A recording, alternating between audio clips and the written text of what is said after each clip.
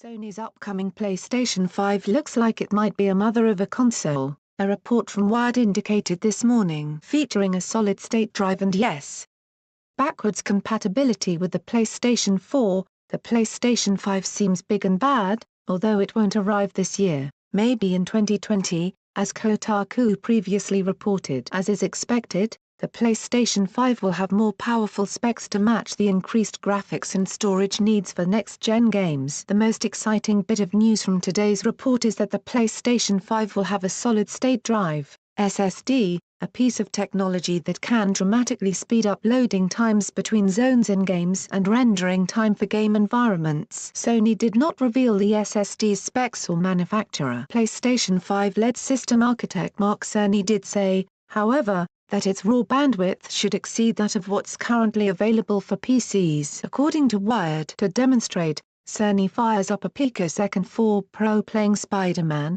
a 2018 picoseconds 4 exclusive that he worked on alongside Insomniac Games. On the TV, Spade stands in a small plaza. Cerny presses a button on the controller, initiating a fast travel interstitial screen. When Spade reappears in a totally different spot in Manhattan, 15 seconds have elapsed. Then Cerny does the same thing on a next-gen DeViT connected to a different TV. The DeViT, an early low-speed version, is concealed in a big silver tower, with no visible componentry.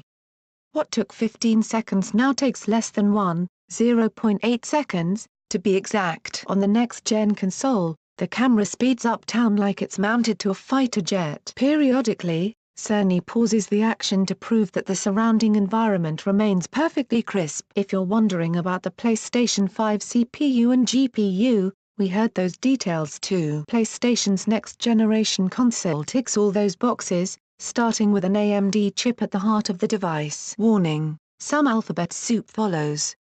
The CPU is based on the third generation of AMD's Ryzen line and contains 8 cores of the company's new 7nm Zen 2 microarchitecture. The GPU, a custom variant of Radeon's Navi family, will support ray tracing, a technique that models the travel of light to simulate complex interactions in 3D environments. While ray tracing is a staple of Hollywood visual effects and is beginning to worm its way into $10,000 high-end processors, no game console has been able to manage it. Audio improvements will be a big focus, Wired continued. While ray tracing is primarily used for graphics, Cerny notes it can have audio benefits. It's all the same thing as taking a ray through the environment, he said. It might help players hear small, subtle sounds coming from sneaking around enemies, for example. With the next console, the dream is to show how dramatically different the audio experience can be when we apply significant amounts of hardware horsepower to it, said Cerny. Cerny didn't give more details about PlayStation 5's VR capabilities,